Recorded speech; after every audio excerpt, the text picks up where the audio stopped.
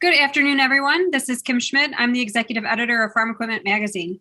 Welcome to our latest webinar in conjunction with the North American Equipment Dealers Association. Today's presenter is Larry Cole, founder of Team Max and a trainer and consultant with NAIDA. During this webinar, Larry will share 4 different levels of measuring people skills training, what you can do to obtain a better ROI on your investment to offer people skills training, and an accountability process to ensure there is a transfer of training for people skill training as there is for technical skill training in the workplace.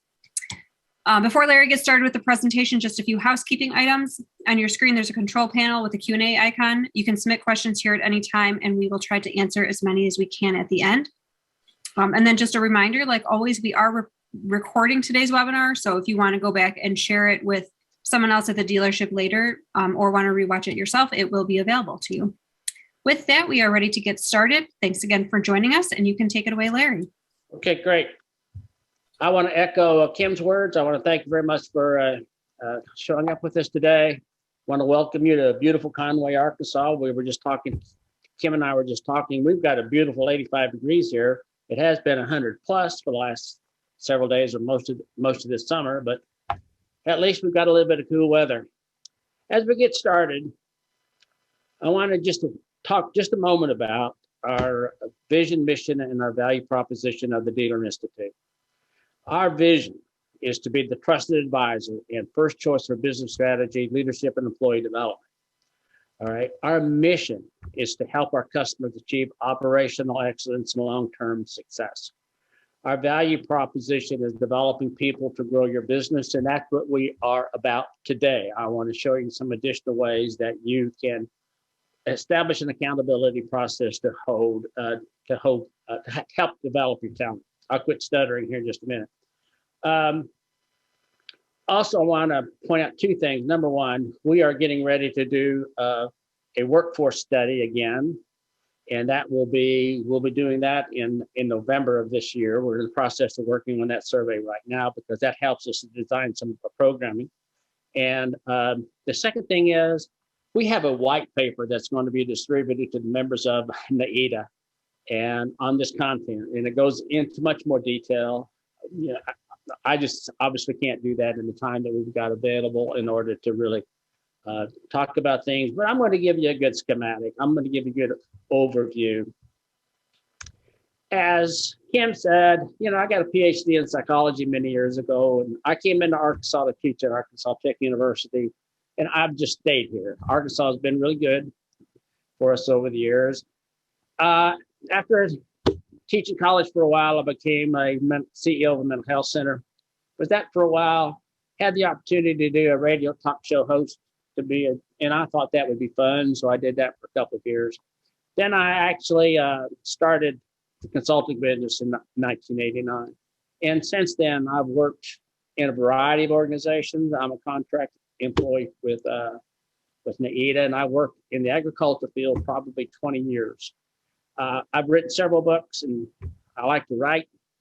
Probably won't write another book at my age, but it was fun. But let's get started. I want you to look at this railroad track. And there is a distinct relationship between this railroad track and your dealership. All right. If we were in a class, I'd ask you about that relationship, but I'm just going to have to offer it to you. Obviously, the railroad company maintains both of those rails in order for the train to get to its destination. Well, a dealership has 2 tracks. One is the technical track. We have a technical reason for being there. The second one is the people track. All right. And it is the interpersonal skills in the working relationship. But I forgot to mention something. I think I need to introduce it right now. So just hold on to me for just a second. Whenever I go inside of organizations or we do public courses and offer classes, there's really 3 groups of people in the class. One group is what we call early adapters. This is 10 or 15% of the people who are looking forward to learning and to moving. That learning is going to be important because you're going to see it come up in a level of measurement. We've got another 10 to 15% in here that are resistors. They just don't want to be there. And some of them may move to the right, but oftentimes there's a few people who remain over here. But the vast majority of them are right here in the middle at 70, 80%. And of course, what we're trying to do is move everybody, just move that whole thing to the right. And you're going to see that come up in level 1 in just a moment. But let me show you something else while we're here. A lot of people think that it is the technical side of an organization that generates the income, right? And that's not correct. Yes, we're in the business to make money. And there's my dollar bill to make money. All right. And I probably better go to black if I can find it, because I'm going to show you how money is generated inside of an organization. Yes, something has to be sold. Product, service, or something has to be sold. If you come behind that, we have teamwork in the dealership. The more effective the teamwork is in the dealership, then the more efficiently we're going to operate. Theoretically, we should become more profitable. But behind each teamwork, each team is an individual. Me. And I'm going to decide whether I'm going to facilitate teamwork or interfere with teamwork. I could cost the organization money, in other words. So the work that I do focuses right here. And we'll talk about some of the disadvantages of that as we go through. But let's make another point. Watch it. Next slide. What is the relationship between you and me and that railroad track? Well, there's a distinct relationship. Every one of us that's on this webinar is a professional expert. You've got technical skills. You also have a set of interpersonal skills. Now, I hope you can see these two markers. This is a red one, and I've got a green one in my right hand. And let's just assume for discussion purposes that both of them are equally technically competent. But I like the color green, so I'm going to say the green has more effective interpersonal skills than the red. So they're technically equally competent, but which one gets promoted when there's an opportunity for advancement? You know which one it is. It is the interpersonal skills. Your and my interpersonal skills are critically important. They are our most valuable asset. All right. Let's make it more difficult. This one is extremely technically competent, but the green one has better interpersonal skills. So who gets promoted? Okay, generally be the person that they like. I grew up on a farm in Southwest Missouri, and I've been on a lot of horses in my time. As an adult, though, I've come to the realization that a lot of people do not enjoy being around horses manure. So I'll ask people, which part of the horse's anatomy does horse's manure originate from? Now, you know, a lot of people say the butt, the ass, or whatever, but it starts at the mouth. And it falls from the what? It falls from the horse's rear end. So I have never stuck my nose in a horse's butt to smell it. So I just making an assumption that it smells a lot like manure, because I've come to the realization that a lot of people don't like to be around horses' manure because they think it stinks.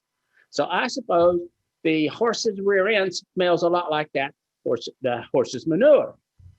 So then I made another assumption, that if we don't enjoy being around the horse's butt, chances are we're not going to enjoy being around the horse's manure either. All right. So then I ask people, how many of us have been a horse's butt at least one time? And we all have. And I tell people, God, if you're going to be a horse's butt, you be the best horse's butt that you possibly can be. And as you're driving to the dealership in the morning, you just decide how many difficulties that you're going to create. Let me give an example of a story that occurred just yesterday.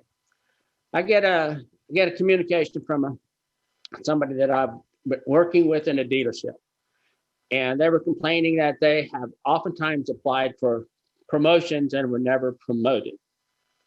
I happen to know a little bit about this person. And I made the comment, I was communicating with them. I said, you're an assertive person. You've got excellent interpersonal skills. It's as a lady, physically, you're very attractive. And you're technically competent. You've got great combination of skill sets. My concern is that you are too assertive, and that in the process of being assertive, that you are interfering with working relationships. And she'd made this comment that she sees the big picture, nobody else sees the big picture. And I shared, her name is Karen. And I said, Karen, just because we think we see the big picture doesn't mean it is other people see the big picture or that it is even right. It's what other people think that's more important than what we think. So the point I just want to make is how important our interpersonal skills are. So, and it's really frustrating with the leadership development that I do. I'll share it with you. We spend hours. I'm working on an onboarding. I probably have spent class right now for an AIDA. And I have probably spent probably 60 to 80 hours on it thus far, and I'm about 2/3 of the way through. It takes a lot of time to prepare content. It takes a lot of time to deliver, because generally there are 2 days of delivering. But then oftentimes, here's what I hear. Hey, Larry, this is not going to be used here. Or I hear comments, nothing is going to change here. I always tell people when I hear that, let's assume that is true. That we're not going to, the leadership's not going to hold this whole process accountable. What's important though is what you get out of it. You want to take advantage of every educational opportunity that the dealer gives you, because all you're doing is increasing your skill set. But that's a story for another time. Here's the sad part. It's been estimated that training wastes billions of dollars every year because the content is not put to work. Now, that content is going to fall into one of two categories. You know what they are. One is the technical stuff, okay? And because as I said a moment ago, it's the assumption that it produces money. Well, there's some distinct advantages associated with the technical stuff, and that is it's empirical. It can be seen. It's empirical. Anybody can see it. And it's easy to collect the data because oftentimes it's just generated by a computer, or you put some raw data in and the computer generates reports. All right. Well, on the people side, it's a little more of a challenge. To begin with, it's much more abstract. You can't see it, for example. I'm just going to use trust, for example, which is critically important. It has been called the lubricant of working relationships. We've got to trust people. You can't see trust. You see behaviors that gives us the impression that we can trust somebody. And the two that are critically important is being dependable, doing what it is you're going to say you're going to do. You know that on customer service. You want to meet or exceed your customers' expectations.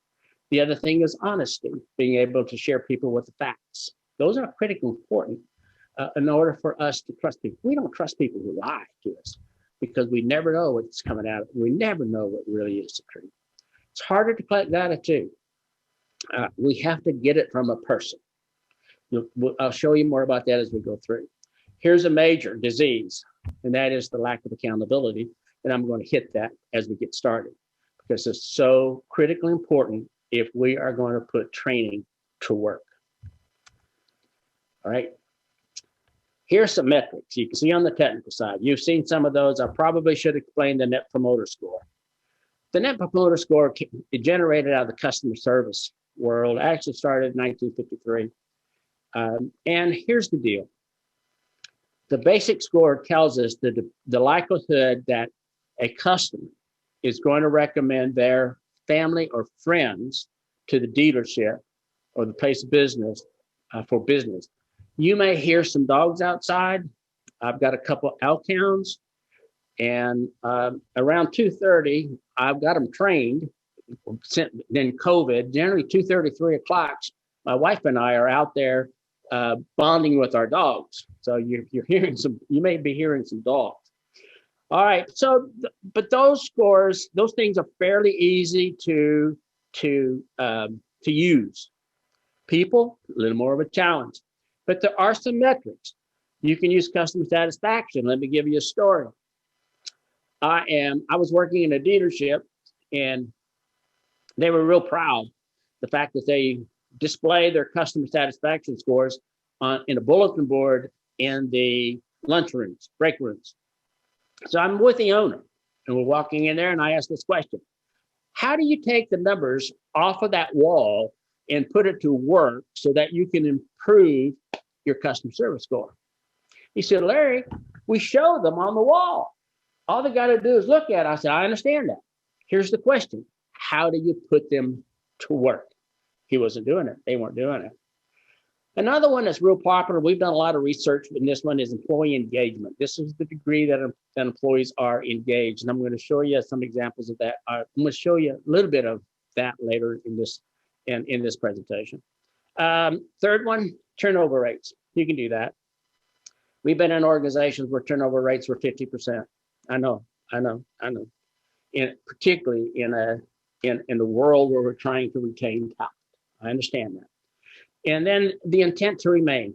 The net promoter score is an employee net promoter score, and it's often the same, but what it is as the net promoter score for customers, it is this: how likely am I to recommend this store or this dealership as a place to work to my family and friends? All right. And there's a calculation that you get a net promoter score. I just wanted to show you there are some metrics that can be used. Here's something that's very critical before we get into the measurement, and that is the culture mindset of the organization. Is it a growth mindset or a fixed mindset? And I would strongly encourage you, for those of you who are interested in this arena, to read that book by Carol Dweck. It's an excellent book. She's gotten a lot of press. A lot of people use this concept, discuss this concept. Basically, it's this: on a growth mindset, the idea is that we're constantly learning and growing. A fixed mindset is that everything is fixed. You know, when I was growing up in the psychology world, people talked about a fixed IQ score. Well, it's not fixed. Your IQ score is going to change based on how much you learn divided by how old you are. It's a ratio, but it can change. It's a process of continuous improvement. All right, a couple things that have to happen. We have to have the mindset that we're the talent development people, business. I oftentimes ask people in the class, what is the number one responsibility of a leader or a supervisor? And we'll list them all up here. And there'll be one or two that'll say, well, we're here to teach. And they're right. The number one responsibility of a supervisor is talent development, is to continue to replace and build your team. I saw a quote just the other day that the best leaders do not brag about being the best. The best leader's intent is to make other people better. And for those of you who like to read, pick up the book, The Multiplier. The Multiplier is by Liz. Going to block on that last name, but you just Google The Multiplier and you'll see it by Liz Wainwright, I think. But anyway, all right. Told you I was going to hit accountability. This is critical. There are three levels of accountability inside of an organization. One, the dealership develops some metrics. All right. You've got financial metrics, you've got production metrics, you've got all of that. This is what's expected. The dealership has to tell us what's expected. Managers then have to walk the talk of what's expected. They have to teach other people what's expected, and they have to hold people accountable. The only point I'm going to make right now about that word accountability is that it's gotten a bad rap.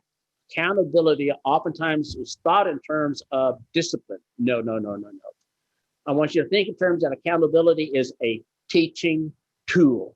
And as supervisors, we are responsible to teach. We're responsible to use that accountability tool so people will learn and use the skill sets that are important for us.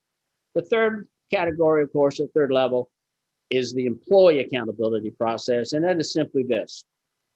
As employees, we're either going to meet or exceed expectations. Okay, that's our responsibility to the dealership, is to meet or exceed expectation. All right. Well, there's more. Here's a simple organizational chart. All right. And we know, I just told you, the dealership has to establish the metrics. What is expected? I'm going to show some of those to you here in a little bit. The other thing is this. We have to have a communication. We down on the lower end and our department managers must communicate upward how well we are doing. There's got to be some kind of reporting mechanism that tells them how we are putting training to work and using the numbers that I'm about to show you. Got to do that. Then communication also has to come down. All right. The corporate people need to tell us, show us that they've reviewed the data, et cetera, et cetera, et cetera. And they need to put people analytics on their corporate agendas, just like they put technical analytics. It's the same process. It's just different sets of data. That's all we are using. So let's look at the levels of measurement. Here's the first one. How satisfied are you with, and here's, I just pulled some information out of the Dealer Institute. We use the level 1 measurement too. And it is simply this. On a 5-point Likert scale, tell us if you strongly disagree or strongly agree, did the trainer competently present the information? Boom, you grade it. That's a score. Would you recommend this trainer to others? Again, 1 to 5, it's a number. Was the course content relevant to your dealership? Again, you rate it, it's a number. Would you recommend applying this content to your dealership? Again, it's a number, but it's all satisfaction. Satisfaction is important because you're going to see that's going to encourage learning.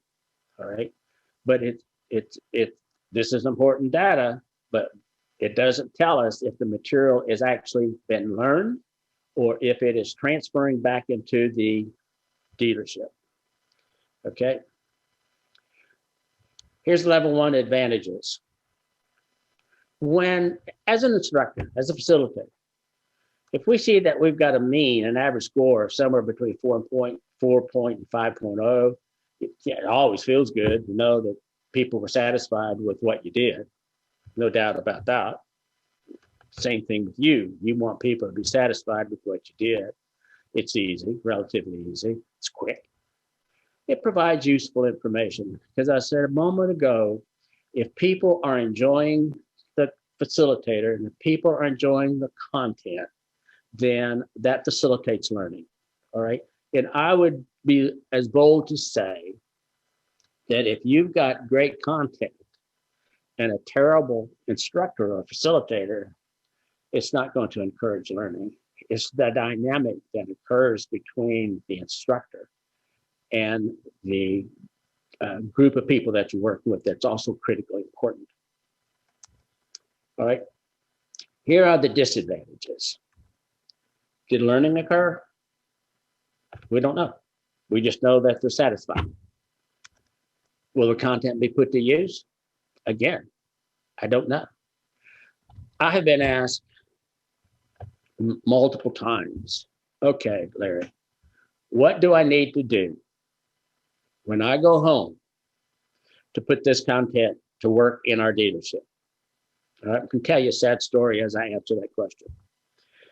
We had a couple students from the northwest part of the United States attend a dealer management course, and I teach the first module of that on introduction to leadership. And then that leadership wanted to do some additional work, so I went out there and met with the owner. I'm chatting with the owner, and he said, "Larry, I'm really disappointed in the Dealer Institute's dealer management course." I said, "Oh, tell me more about that. What's your source of disappointment?" He said, "I sent 2 people, and one of them was his son, and not one of them, Larry, came back and told me a darn thing of what they learned." I looked at him and I said, "Well, did you ask them? You supervised both of them. Did you ask them?" "No, I just expected them. They were going to come and tell me." Lack of accountability, right? That happens a lot. Happens a lot. I'll show you when we what we try to do to overcome that. All right, we've talked about being satisfied with either the content or the venue or whatever. All right, but the question is, has learning occurred? Has the content been absorbed so that it can be used? That's what's critically important. Well, here are some things that we do in class, and I'm just using some of the things that I have done. All right, we want to know what they learn. Oftentimes, almost every leadership course, I touch on change management, because here's what's happened over the years. I've asked for volunteers. Here, just come up here to this flip chart and show us the energy systems that are inherent in the change process. Would you do that? I've been in this business in this industry for close to 20 years. I've not had one person do it. I do some work also in other sectors, and nobody does it. All right. So, and then we expect people to manage change. I just don't understand that disconnect. It's just an issue for me. But here's what we do in class. We practice it. We go through that. It's a 7-step process of change. We go through it using a personal example, and then we do it with an organizational example. And I'll make a point while I'm here.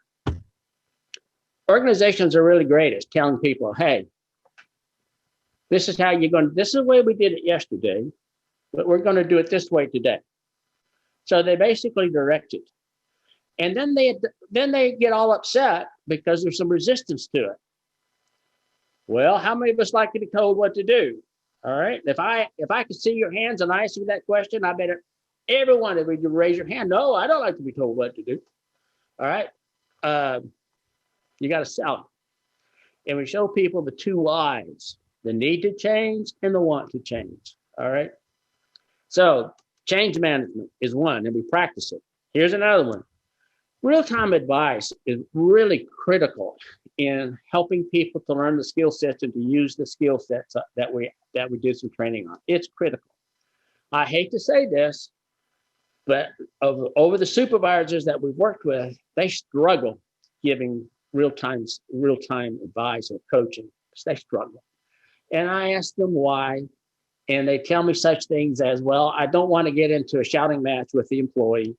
I feel uncomfortable teaching. I feel, just on and on and on. And I tell people all the time, if we're going to be leaders, we've got to become comfortable with being uncomfortable, because that's the learning process for us. If we're uncomfortable and we run away from it, hell, we haven't learned anything other than run away from something every time we feel uncomfortable. We have to work with it. So we role play it. We've got three or four different scenarios that we role play in the classroom in terms of helping people to learn the skill sets. We also do the same thing with empowerment, because that's a critical.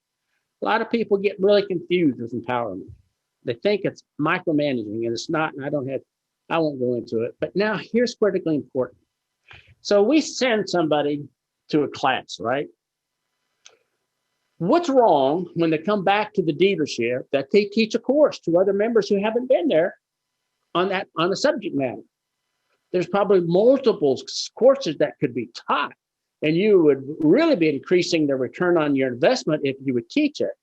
Now, I want you to look at these behaviors in the real world. We can measure whether or not those are being used, and I'm going to show you that when we get to level 3. We can show you that. So we want to teach classes, and that is the best way to learn. The best way to learn anything is to teach class on it. All right. And then obviously we use it. Here are some disadvantages of level 2. Okay. And this is just knowing the content. They know it. They know it. Here are some disadvantages. Will they be able to use it? That's a big question. Do dealerships have the responsibility to showcase what was learned? I think so.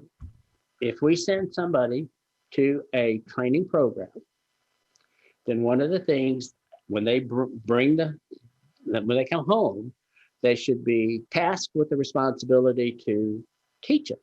to other people. Best way to learn is to teach. It's also an opportunity for those participants to showcase that they were serious students at the training event. All right. Now, whose responsibility is it to make sure that we showcase people's learning? Right. It's the managers. Managers, that's part of the accountability process we talked about up front. We have to have a system in place so that when you come back, you are going to start teaching this material so we can share the learning with other people. All right. All right. Now watch how I'm playing this. Where we're satisfied with it. That encouraged us to learn. Now, are we going to transfer it? Are we going to transfer that learning into the dealership? That's the big question. So here's what we do. We ask people to develop a personal improvement plan. And I can only use what I teach as an example. So by the time that we have a day or two course, I'll go through 8 to 10 different subject matters. And then at the end of each subject, at the end of each topic that we talk about, I ask people to turn to the PIP and write down something that, based on our conversation and discussion that we've had, what do you think you can do a better job with working with that when you get back at the dealership? Okay. We asked that. I'm going to show you an example of it in just a minute. So I want that down on paper. Well, we eat an elephant one bite at a time. So you're not going to be able to implement 8 to 10 things all at one time. So then I give them, there's another piece of paper in their handout to transfer. What is 1, 2, or 3 things that you are actually going to do when you get back to the dealership? Let me give you an example. Again, I'm using the 3 categories that we've been using. All right. And the reason, by the way, the reason I'm using these is because these 3 categories came out of the 2021 workforce study as being areas that need to be emphasized by the Dealer Institute when we're working with participants. All right, let's look at the top. Not started yet. I've started, made some progress. Maybe I've made some progress. I've made considerable progress. I'm proud of the progress being made. And you can see the strategies: managing change, understand the 2 I's, which I just told you, the need and the want. Do we seek employee input on that? Which we should. Employees should have the opportunity to have input on that change process because that gives buy-in. Do we empower employees to understand their level of authority? Let me give you an example. I was working earlier this summer, I was working in an organization, and the senior level people thought that they were doing an excellent job at empowering and everybody understanding their level of authority, right? I got down here, the first and second line supervisors, they didn't feel like they had the authority to make any independent decisions. That if they did that, it got overturned by the people up here. All right, so they didn't feel it. Do we establish timelines? And this particular organization was also terrible at that. They would set timelines for something, and they would delegate something, want to complete something, and there were no damn timelines. And so that's just part of effective accountability, is establish timelines and hold those timelines accountable. Providing real-time advice and feedback, show recognition, appreciation 3 times a day, and provide teaching moments daily. When I say provide teaching moments, I'm talking about giving feedback and helping your people to learn something. Okay? And there's a difference between recognition and appreciation, and I'll mention that to you. Recognition is, thank you for doing this job. Appreciation is, thank you for helping that customer, because that is the customer service environment that we're creating here. So you're basically telling them why you're thanking them. All right. But that's an example. And here's what I do with it.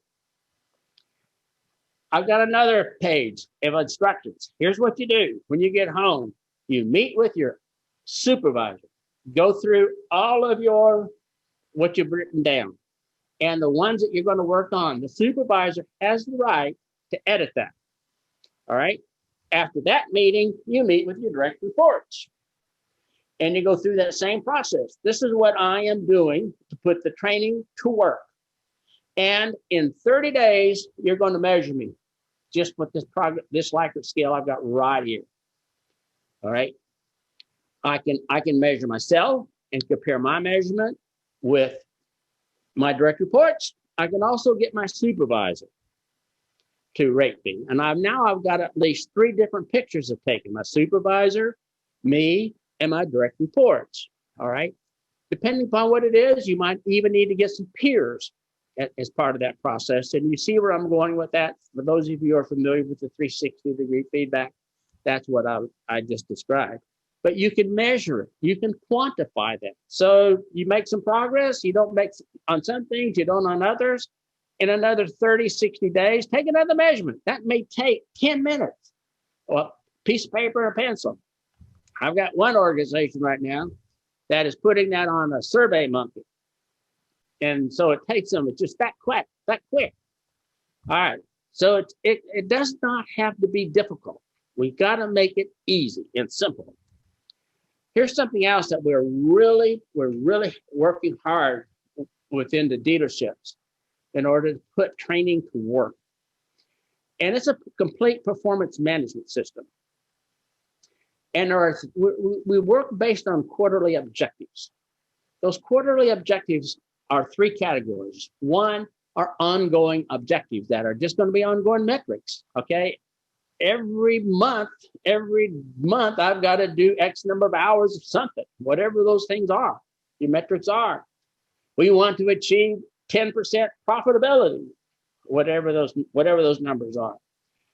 The second category are the new things that I'm going to do this quarter. And I am going to list those so that we know what those things are. And the third one is personal development. You can fold the personal improvement plan content right into this performance management system. Just make it simple. All right. Then, obviously, the supervisor has the opportunity to score it.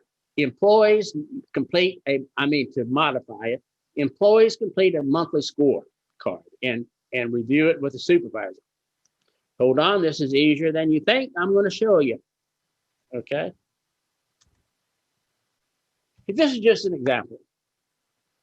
There's the ongoing objectives on top, whatever those things are. The new objectives for this quarter, whatever those are. And then your personal development, which technical or professional skill, interpersonal skill are you working on to improve? And then we just note the progress. I figured it out. Here's the beauty of what I'm also talking about here. Employees need to start thinking about what it is that they want. All right. I'm rereading a book called On Fire at Work by Eric Chester. And I have read what I'm about to share with you from other authors, but you cannot buy employee loyalty. All right. And what the most important thing is in the personal development area. We help people to develop personal improvement objectives. Where do you want to go with your career? And help them to get the training, either internal or external or wherever, virtual learning, wherever, in order to help them to get where they want to go. And so it's a great opportunity to continue working with your direct reports for their own personal improvement. As a supervisor, I need to do exactly the same thing with my supervisor. All right, then you look at the racial advantage and disadvantage. Here's some of the advantages. You're helping the people think. You want to teach people to think. Her name is Wiseman. Liz Wiseman, subtitle is Smart Leaders Teach Leaders to Think. Both parties have a clear understanding of what it is to be achieved during this period of time. The monthly review is an opportunity to discuss performance. All right, every month. Guys, I have been in dealerships and we've been talking about evaluation, etc. I had one guy come up to me and said, Larry, I've been here for 5 years. Nobody has ever sat down with me to give me a performance evaluation. Here's the sad part about this story. I knew, based on conversations with some other supervisors that are also in the class, that this particular employee has had some problems. Has anybody talked to him about those issues? say no, then my question would be, how in God's green earth could you expect them to improve if we don't give them some guidance and some feedback and accountability? I don't understand that thinking. All right. I've got an organization that just spent $30,000 on developing a software program to do what it is that I'm sharing with you. And they expect it to supplant the annual review, so that when they have the annual review, it is simply a salary based on everything that they've achieved or have not achieved during the previous 12 months. And all that is documented on those scorecards. Here are some disadvantages. It is time required to prepare the quarterly objectives. There's no doubt about that. It's going to take some time. And when I use this when I was in the mental health center, and I required my people to generate the objectives. It takes time to meet with employees, but that's what we're supposed to do as supervisors, is meet with employees. Some supervisors may find it initially challenging to complete these reviews. That is true, and they may need some help. But let's look at the advantages, disadvantages of level 3. You're beginning to get a return on your investment because you now know that people are using, you're quantifying their use of whatever it is that they have been trained on. And I'm speaking primarily of leadership development. If they're doing some of the technical stuff, you can see it easily. We're helping our participant to develop their talent, which is what we're supposed to be doing. Supervisors can learn new skills too, helping people to grow, which is, as I've already pointed out to you, that's their number one responsibility, is to help people to grow. And we're creating a continuous learning environment. Guys, let me show you something very quickly. Here's what happens. I'm going to use the bottom of this page. Yeah, I can see it. All right. Skill development goes like this. We improve. There is a plateau. But always going to be a plateau. Success is never a straight line function. Improvement is never a straight line function. Okay, there's always going to be a plateau. Sometimes there's even regress. All right, but this is going to be a critical decision here. Do we continue doing that, or do we do that? That's a critical decision. And as a supervisor, it's my responsibility to continue my people on the path. Okay, continuous improvement. It's just that simple. Here are some disadvantages. It is time required to work with it, no doubt. All right. Supervisors must learn to be comfortable being uncomfortable if they, in this learning and teaching and giving feedback. That's a possibility. And the accountability process, the corporate accountability that we talked up front. Let me give you an example that came out of a different industry, a banking industry, but it's just a perfect example. No. I'll give you one out of the ag dealership industry. All right. We spent 3 days in this dealership training on leadership development. They wanted to do it in 3 days as opposed to 2. And by the way, that's too long. It just wears everybody out. A couple years after that, they wanted me to come back into that dealership to do more training because they had a new set of employees. And I asked them, what did you do with what we talked about last time? Nothing. Zippo. Why? Because Larry, this is what one of the owners told me, Larry, you pissed me off. Because you said some things that needed to be done here that we're not doing, and I got pissed off. Okay. I looked at him and I asked this question. What's going to be different this time? He said, we're going to focus on it. I realized I've just burnt through a bunch of money. I think they paid $25,000 or $30,000. They just pissed it off.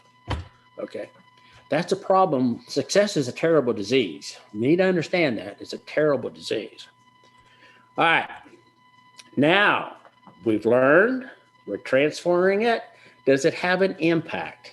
Is it making an impact? Now this one gets a little more challenging. That impact can be measured. It can be measured financially. And I'll give you some examples. That, of course, is a holy grail. Let me just share something while I'm thinking about it right now. Research is showing that at any given time, that an organization is losing about 25% of their efficiency based on people issues. All right. And that means I'm going to call these numbers off the top of my head, so don't quote me on it. But we were working in this one organization, and they calculated it that it costs $5,000 an hour to operate. And I said, okay, if we're losing 25% of that, how much money are we losing how much money did we lose that hour? $1,250. Okay. Well, are we going to try to make that up? And I've been told by some of our financial people that the average net profit is 2% in the dealership. So to figure out what you have to do the next hour to gain that back is you divide 0.02 into 1,250, and you get $62,000 or something like that. That's what you got to do next hour to make up for that loss. And if you start thinking about it, okay, you can see the numbers are going to become enormous. The problem with that, though, is that it's a silent disease. It's a silent thief that is stealing money from your bottom line. Guys, I have been in numerous organizations. Watch this one. Been in numerous organizations where this guy is technically competent, but he is a raging horse's butt. And I hear this: we've got to keep him because we need the body and we need the technical skills. I said, you know what? I'll bet you $100 if you got rid of that person, if the person's not going to change, if you got rid of that person, I would bet you your life got a lot better here and efficiency picks up. It always does. It always does. Because when we allow a high-performing technical person to be a low-performing interpersonal performer, we're lowering the bar. We lower the standard. But that's a story for another time, too. So let's go on. Here's some examples of what you can do in level 4 measurement. You can continually measure employee engagement scores. You can continually measure, without a great deal of difficulty, net promoter score. And I'm going to show you something. Also, the intent to remain with the dealership. You can measure that too, very easily on an ongoing basis. I had one company that I worked with. They were outside of the ag department, ag industry, and they too developed a software. They did a pulse survey. I think they did it too frequently, but they just asked one question. Are you having fun at work? That's the only question they asked. And they monitored and tracked the percentage of yeses and nos over time. But in order to do that, here's what has to happen. We have to establish our objectives. EE stands employee engagement. And let's just assume that we expect, our metric is we want an 80% employee engagement score. We also want a net promoter score of 65%, okay? So the next step is this. We have to collect benchmark data, got to see where we are. We'll always need to know the point of our origin before we can start looking at our destination. Then we implement the training. Then we repeat measurements, maybe every 90 days or whatever can fit into your leadership comfortably. And we've got to continue doing that. Let me give you an example. This dealership is just doing a bang up job implementing a level 4 measurement system. So here's what they did. When we did an employee engagement survey, we found out that being cared for as a person first and evaluating input from employees were critically important. The metric that was established by the corporate people was they wanted 85% for both of them. They wanted 85% for both of them. You can see that before training, the benchmark was 53.9 and 78.8. So you can see that we were lower. So we conducted training, and they found that these two are really contributing overall to employee engagement. We can do that statistically. And so they focused on that. 90 days later, they did another measurement. Here's the results. They drastically improved the cared for as a person, but they're still lower. They're still lower than their metric. So they still have some work to do. The opinion valuing input, right on their metric. They went to 85%, right on the metric, okay? Now, here's what they're doing. I asked them if I could share with everybody who they are. And they asked me not to do that yet because we've written a white paper on this. And there's, as I said, it's going to be distributed. And what they're doing is they're doing another 90-day. They expect to do another 90-day measurement. I believe it's in December. And they're going to develop a system to continue to measure in order for them to continue to improve employee engagement. Because without doubt, the higher you get with employee engagement scores, employee satisfaction goes up, production goes up, customer satisfaction goes up, and net profit goes up. It's been repeated. What I just told you has been repeated in multiple industries about employee engagement. And here's what the nationwide statistic will tell you, that in today's workplace, only 35 or 40% of the employees are fully engaged. That is terrible. They're not fully engaged because of the way they are being treated. You cannot buy employee engagement. You get it through working relationships with the people. All right, guys. Kim, do we have any questions? We do have a couple, and we've got about 8 minutes till we hit the top of the hour. So, okay. I guess to start off, which of those levels of a measurement would you say is the most critical? The one that you definitely need to use is level 3. It's level 3. And that is getting a process to quantify how they're using the data that is actually being trained. Level 4 takes a little more time and a little more intensity, but you definitely have to go level 3. If you remember, level 1 is, am I satisfied? Level 2 is, did I learn? Level 3 is, am I using it? So that one is critical. I would strongly encourage you to go to the Cadillac version and do level 4. But if you're not going to go to 4, at least do 3. All right. All right. What else do we have, Ms. Kim? And then what are some common dealership activities that can sabotage achieving an ROI? Oh, that's a good question. Well, I told you one owner got pissed off at me because I was telling him that he needed to do some things that he didn't want to do. Later, he agreed that he needed to do them. So that's one. Being pissed off at Larry, I guess, is one reason. Okay. The other one is, we mentioned it up front, guys, we're terrible at accountability. We're terrible. And it is not a hard thing to do. All you're doing is establishing timelines and monitoring progress. All right. That is it's easy to do.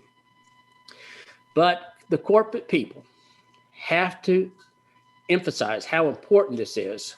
And they've got to place it on their corporate agenda. People have to see that people metrics are extremely important.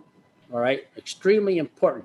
You could even be some success stories of how well they are implementing their personal improvement plan. You could even publish some scores that some of the employees are using but they just don't do it. They just expect it to happen. And it just doesn't work that way. You got to have a system in place. You got to have an accountability system in place in order to make that happen. Then of course, another issue is going to be the comfort level of supervisors. I can go right back to this chart right here. And I can tell you, inside of any dealership, some 10 or 15% of the people are going to be pretty good at teaching and helping people, holding people. There's going to be 10 or 15% that are going to be really uncomfortable. Let me give you a story. I'm inside of this dealership. We had several classes on improving customer service, and there was always one supervisor who was never there. One. Didn't say, he thought he didn't need to be there. And so I'm talking with the owner. Why is he not here? Well, he didn't want to come. Well, how did he know how good this is if he doesn't know what we're teaching? Okay. Then I asked the owner this. Do you realize if you let that employee not be here, you've lowered the bar? You've created a new standard. Guys, it's okay for us to be uncomfortable doing something different. It's just a matter of learning. My upline supervisor should be learning, teaching me how to move people to the right. Anything else, my friend? All right. This may be our last one, but why do you think dealerships or people in general are reluctant to establish these necessary accountability, to put the leadership training to work? Yes. Sock that to me one more time, young lady. Why are people reluctant to establish that accountability needed to put leadership training to work? Yeah, I think there are several reasons, but people are not going to like what I'm about to tell you. Sometimes in a classroom, I'll ask this question. Everybody repeat after me. And all of you who are listening to this, just repeat after me. I am lazy. People just don't do it. Okay, you got to understand that even a blind hog will sometimes find an acorn. But if we help that hog see, it's going to do much better. We just have to accept the responsibility. It is my responsibility in order to implement an accountability system to make sure that the training that we just went through is actually put to work. I've already told you that success is a terrible disease. And this attitude, well, we're pretty good. We're pretty good. Okay, yeah, but you don't know how many dollars you're leaving on the table. Good is not good enough. I tell people that all the time. Good is not good enough because people think there's a status quo. Ray Kroc is quoted with making a statement. People are either green and growing or we're ripe and rotting. And if you want an organization that is green and growing, your people better be green and growing first, because your people are going to bring the dealership with them. There is no way in God's green earth you're going to improve performance unless employees improve what they do. It just isn't going to happen. And I could spend $400,000 at your dealership and buy this tractor, set it out there in the field and never start it. And what's it going to do? Yeah, it's going to decline. Everything. If we don't use it, we lose it. Oh, I could talk a long time on accountability. It is so important, and it is such a disease in organization, and it just doesn't have to be. It's just not that hard. Anything else, young lady? No, that wraps up the questions we had. Thank you, Larry, so much for sharing with us today. Like I said earlier, everyone, the presentation and audio and video will be available on Farm Equipment's website in case you want to go back and review it or share it with anyone else at the dealership. Keep an eye on your email and the Farm Equipment newsletter for more information on when that's available. On behalf of Larry, the NAIDA team, and the Farm Equipment staff, thanks for joining us for today's webinar. There'll be a short survey that pops up once you leave. Please let us know what you thought of the webinar, and if there's any other topics you'd like to see us cover in the future, please reach out to me directly. Kim, thanks again, everyone. Let me also thank everybody for being with us today. You bet. And guys, feel very free. My contact information is down there. If you've got a question over something that we've talked about, I know we didn't have an opportunity to really have real-time discussions on questions and answers, but if you've got a question, please feel free to text me, call me, or send me an email. All right. I'm through, Kim. Thank you. Thank you, Larry, and thank you, everyone. Enjoy the rest of your day. Yeah. Thanks. Bye-bye.